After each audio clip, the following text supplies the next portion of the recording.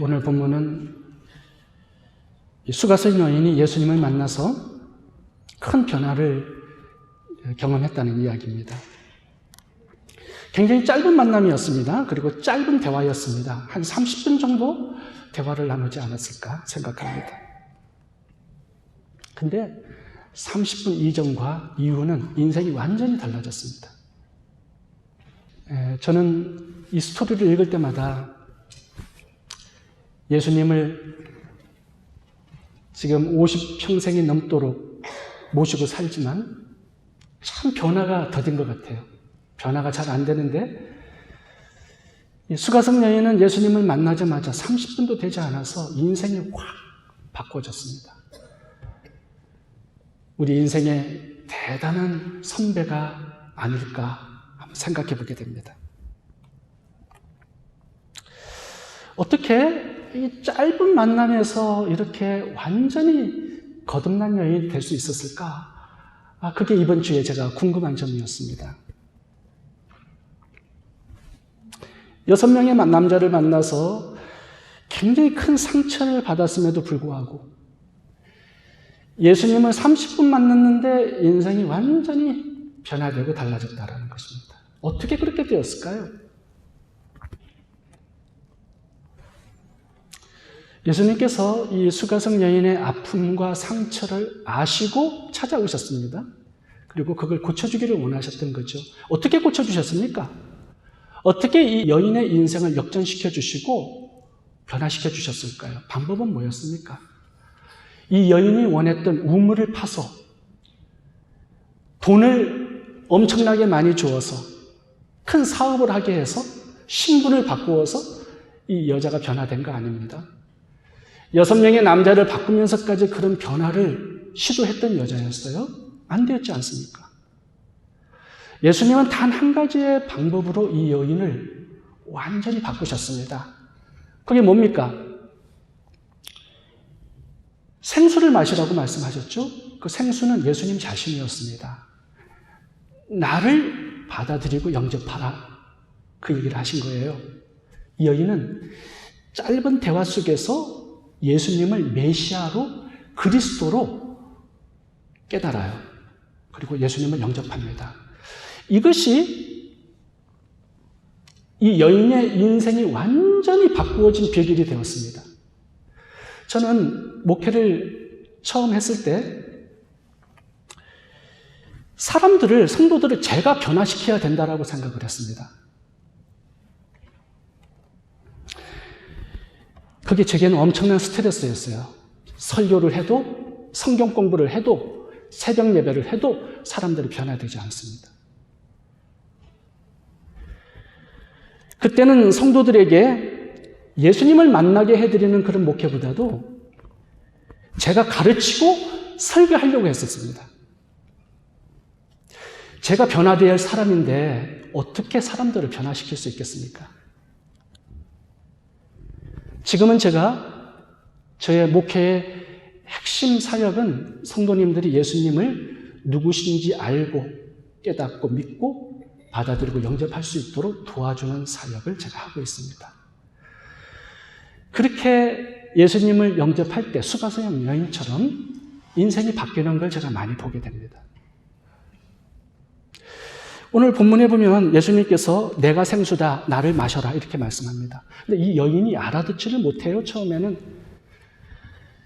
예수님과 이 수가성 여인의 대화가 빗나갑니다. 예수님은 영적인 영생을 주기를 원했는데 이 여인은 육적인 물을 받아 마시기를 원했습니다. 나중에는 깨달아요. 그래서 생수를 나에게도 좀 달라고 간청을 합니다. 예수님께. 근데 예수님이 생수를 줄 수가 없어요.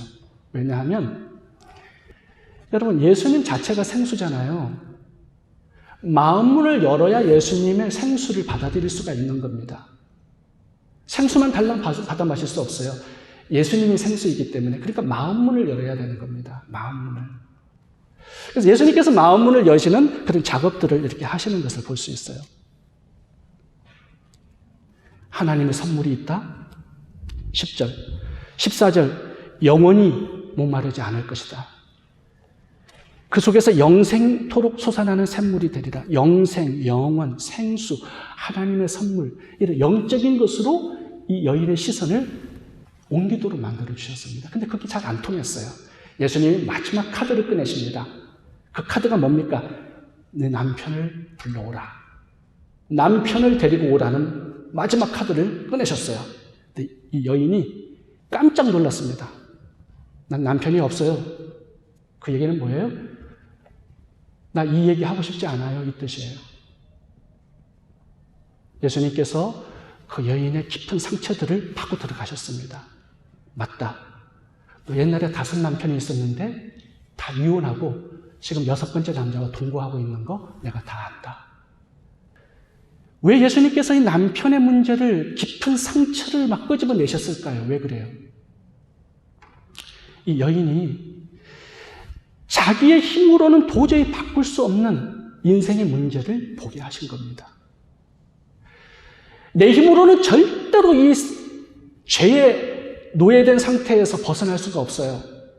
그걸 보게 하시는 거예요.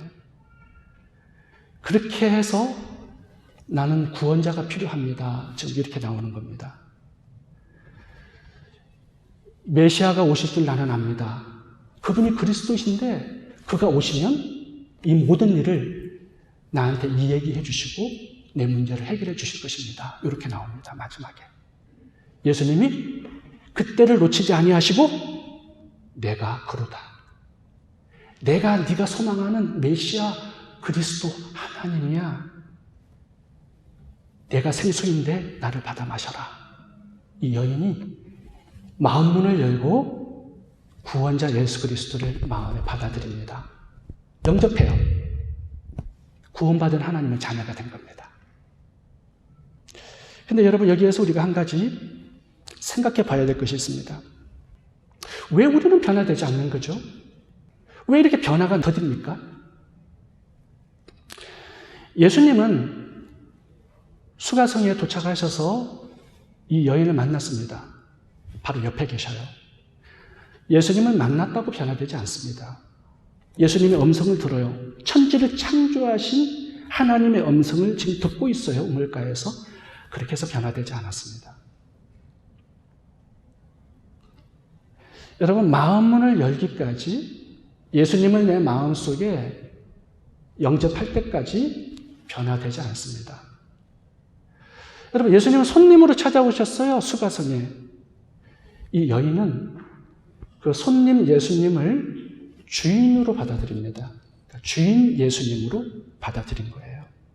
이제 떠나가요. 손님이기 때문에 그분을 잡습니다. 나의 주인으로, 나의 구원자로, 나의 왕으로 모셔드린 겁니다. 여기서부터 이제 변화가 시작이 되는 것입니다. 여러분, 우리가 예배 드리는데 예수님이 여기 와 계세요. 2-3 사람이 내 이름으로 모인 곳에 계시겠다고 말씀합니다. 손님 예수이십니다. 내가 내 마음문을 열고 그 손님 예수를 내 마음속에 주인으로 받아들이기 전까지 아무 변화가 일어나지 않습니다. 여러분, 제가 오래전에 이곳에 선교사님 3분이 찾아오셔서 샌프란시스코를 구경하러 나갔습니다. 그 여자 선교사님 한 분이 픽업 도요타 트럭을 가지고 오셨어요. 근데 보니까 스틱십이에요. 그걸 저랑 3명의 선교사님이 타고 샌프란시스코를 구경 나갔는데요. 이렇게 가파른 언덕을 오르게 되었습니다. 운전하시는 여자 선교사님이 막 가다가 스탑사인에서 이제 멈췄어요. 이제 스틱십을 기어 원으로 바꿔서 이제 올라가야 되는데 그걸 못 하시는 겁니다. 올라가다가 자꾸 뒤로 가는 거예요. 뒤에서는 빵빵거려요. 부딪힐까봐. 근데 이 차가 4기통, 굉장히 약한 도요타 픽업 트럭이에요. 보니까 저만 날씬하고 3분이 전부 다 뚱뚱한 겁니다. 그래서 이렇게 밀려나는 거예요. 너무 무거워가지고 차가. 근데 그 여자 선교사님이 저보고 도와달라고 자꾸 외치는 거예요. 도와주세요. 도와주세요. 아니, 제가 어떻게 도와줘요, 그걸? 선교사님, 사이드 브레이크를 넣고 나오세요. 도와드리기 위해서는 제가 운전대를 잡아야 됩니다. 근데 그분이 안 놓는 거예요. 무서우니까 꽉 잡고. 그래서 제가 밀쳐내고요. 제가 운전석에 앉아서 30년 운전 경력으로 스무스하게 올라갔습니다. 아무리 그 선교사님이 도와달라고 그래도 운전대를 내놓지 않으면 제가 도와줄 수 없는 거죠. 예수님도 마찬가지예요. 내 인생을 30년, 50년 동안 내가 드라이브 해왔어요. 주인으로. 그 주인된 자리를 바꾸어야 예수님이 그 운전석에 앉아서 내 마음의 보좌에 앉아서 내 인생을 운전해 주실 수가 있는 것입니다. 주인으로 모셔드려야 돼요. 제가 지난주에 가나 혼인잔치에 물이 포도주 내는 기적에 대한 말씀을 여러분들과 함께 나누었습니다. 예수님은 손님으로 오셨어요. 손님 예수를 모셨지만 기적은 일어나지 않습니다. 예수님 이렇게 말씀하세요. 그 포도주 떨어진 거하고 나랑 무슨 상관입니까? 왜요? 손님이기 때문에. 손님이 와가지고 뭐 장판 뜯어내고 카펫 뜯어내고 마루를 깔고 페인트 색칠하고 전등을 갈고 이거는 범죄 행위입니다. 예수님은 폭군이 아니세요. 우리의 동의를 얻어서 들어오셔서 우리의 동의를 얻어서 우리의 마음의 집에 잘못된 부분들을 보수해 주시고 치료해 주시고 수리해 주시는 것입니다. 손님 예수가 주인 예수로 바뀔 때 물은 포도주로 변하는 기적이 일어났고요. 우리 인생의 변화도 마찬가지입니다. 수가성 여인이 사명자, 전도인으로 변화된 것처럼 예수 그리스도께서 왕으로 주인으로 내 마음속에 들어오실 때부터 이제 변화가 일어나기 시작하는 거예요. 여러분 가룟 유다를 봐보세요. 예수님 3년 반 동안 같이 있었습니다. 근데 너와 나로 따로 있는 거예요. 왜? 모셔드리지 않는 거래요. 돈이 그의 주인이에요. 예수님은 3년 반 동안 같이 먹고 자고 하셨음에도 불구하고 가룟 유다의 마음에 들어가 보신 적도 없고 주인과 왕이 되어보신 적도 없어요. 가룟 유다는 늘 돈이 그의 인생의 마음의 주인으로 돈이 그의 인생을 드라이브했던 인생이었습니다. 여러분 우리도 그렇게 살아갈 수가 있어요.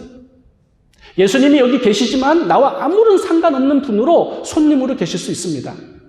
오늘 여러분들의 마음문을 수가성 여인처럼 여시고 예수 그리스도를 나의 마음의 왕으로 주인으로 모시어드리는 이 결단, 이 신앙 고백, 이것이 있어야 우리의 삶에 변화가 시작이 되는 것입니다.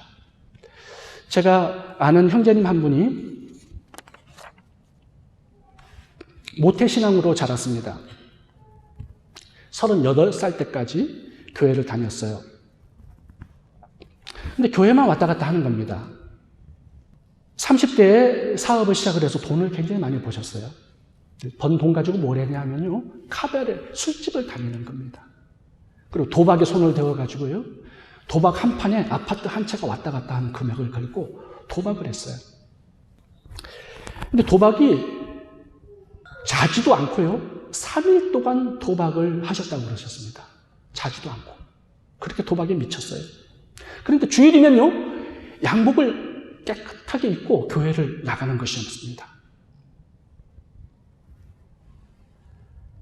어느 날 술 먹고 새벽 2시에 들어왔는데요. 와이프가 기다리다가 잠이 들었어요. 그 옆에 보니까 일기장이 있어서 일기장을 읽었습니다. 오늘 일기가 적혀 있었어요. 근데 술이 확 깨는 내용이었습니다. 목을 매달까? 아니면 칼로 손목을 그을까? 아니면 약을 먹고 죽을까? 나는 더 이상 살고 싶지 않다. 이 형제님이 거기에서 더 읽어나갈 수가 없었어요. 자기가 술 먹고 쾌락을 즐기고 도박하는데 와이프는 죽어나가고 있었어요. 아들과 함께. 내가 아내를 죽이고 있었구나. 교회는 다니고 찬송도 부르고 말씀도 듣고 예배도 드리지만 그의 인생의 주인은 예수님이 아니었어요. 너무 충격적이어서요. 그 자리에서 무릎을 꿇었습니다. 이 형제님께서. 그리고 기도를 시작했어요. 하나님, 제가 잘못했습니다. 잘못 살았습니다. 이 반복되는 죄를 제 힘으로 끊을 힘이 없습니다.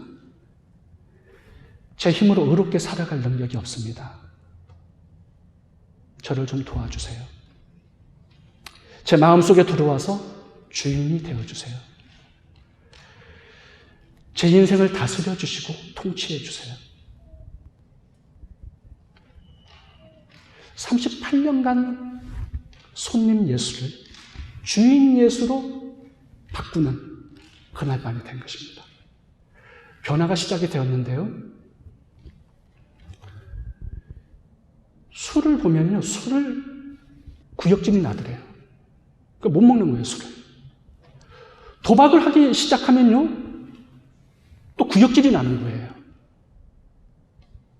점점 술과 도박이 싫어지는 거예요.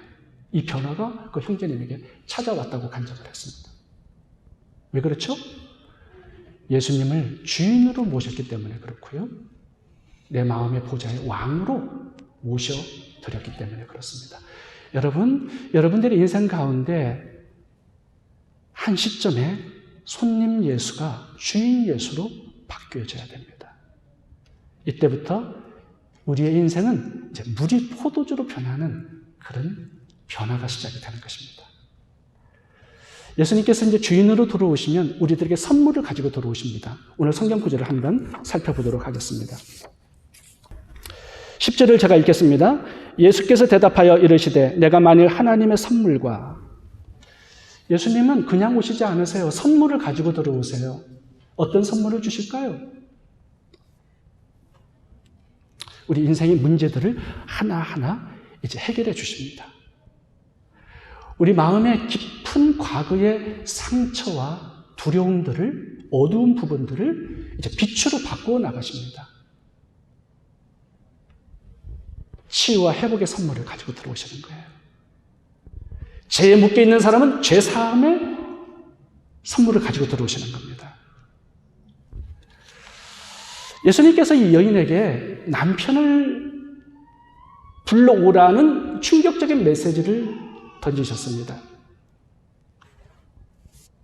이 여인이 6번 결혼하고 싶어서 6번 결혼한 거 아닙니다. 자기가 끊을 수 없어요. 이 죄에 반복되는 이 생활을 끊을 수가 없는 거예요. 자기의 노력으로, 힘으로.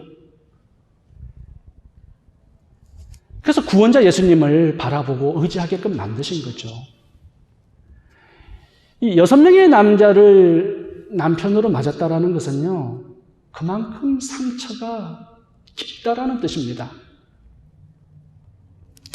이 여인이 돈이 많고 이쁜 여자가 아니었습니다. 만약 그랬다면 자기가 마음에 들지 않는 남편을 바꿔치기 했었겠죠. 근데 이 시대상은 이혼은 남자가 하는 것이었습니다. 여자가 이혼 못해요. 남자가 자기 마음에 들지 않으면 여자를 이혼 정서를 써서 여자를 버립니다. 자, 그렇게 되면 어떻게 되냐 하면 여자는 그 당시의 시대상이 혼자서 먹고 살기가 어려워요. 직업이 별로 없었습니다. 여자가 할 수 있는 일들이. 그렇게 되니까 어떻게 됩니까? 여자는 생존의 수단으로 남자를 구해요. 남편을 찾아요. 6번의 결혼은요, 먹고 살기 위한 처절한 몸부림이었어요.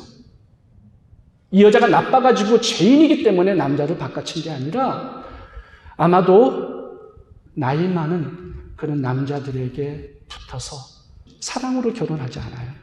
먹고 살기 위해서 생존의 몸부림으로 남자들을 찾아서 결혼한 겁니다. 지금 동거하는 남자도 6번째 남자도 먹고 살기 위한 생존의 처절한 몸부림으로 이 남자를 붙들고 있었던 것이 아닐까 생각합니다.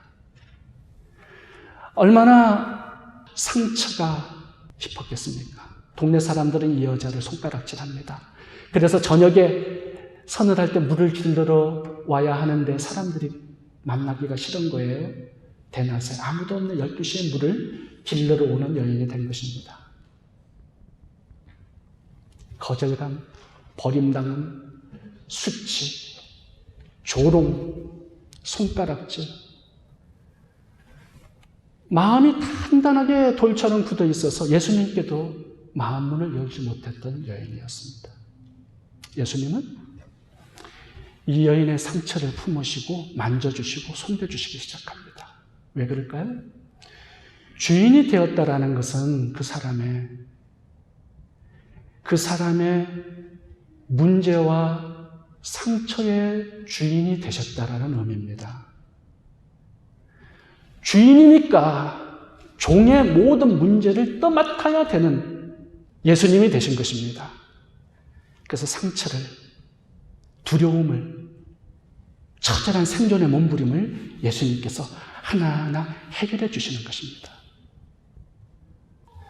주님은 우리의 과거의 상처들을 치유하시고 회복해 주시는 그런 선물들을 가지고 들어오십니다.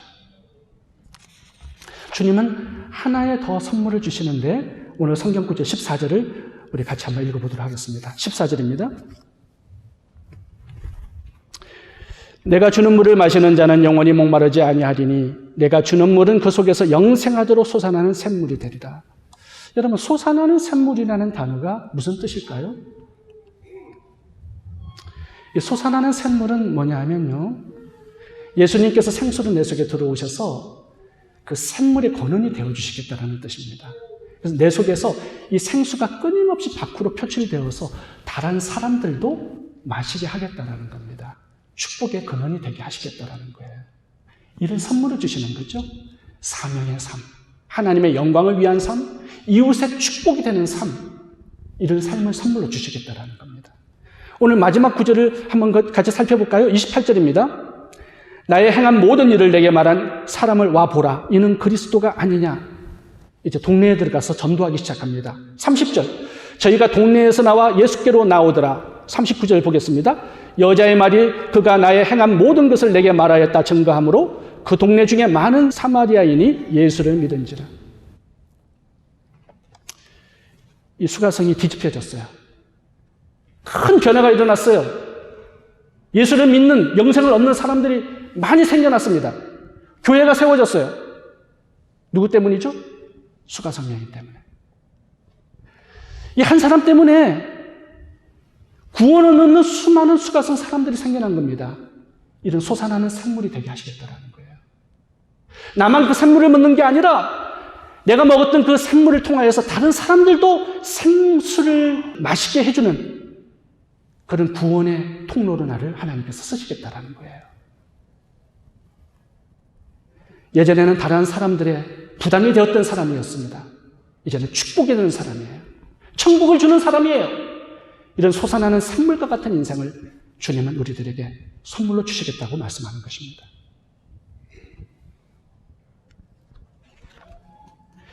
제가 몇 년 전에 지진이 일어났을 때 IT를 갔다 왔습니다.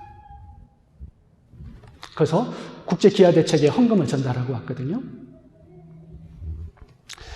이제 IT는 곧바로 들어갈 수 없어서 제가 도미니카 공화국에 내렸습니다. 거기에 김현철 선교사님께서 마중에 나오셔서 제가 그 집에서 하룻밤을 잤어요.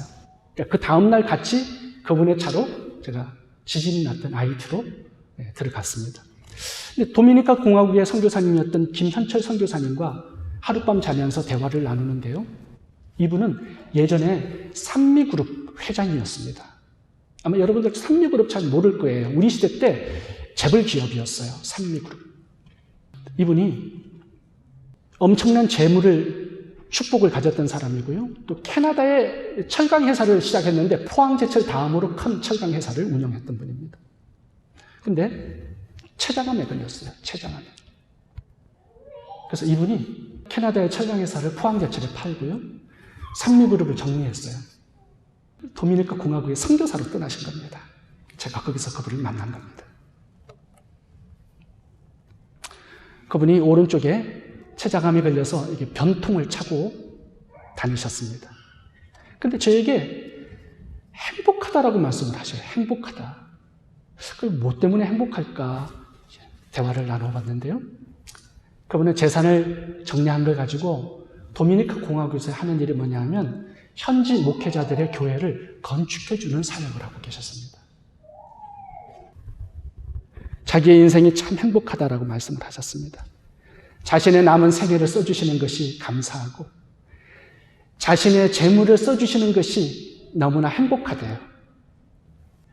비록 병든 몸이지만 주님의 영광을 위해서 일할 수 있는 이것이 너무나 행복하대요.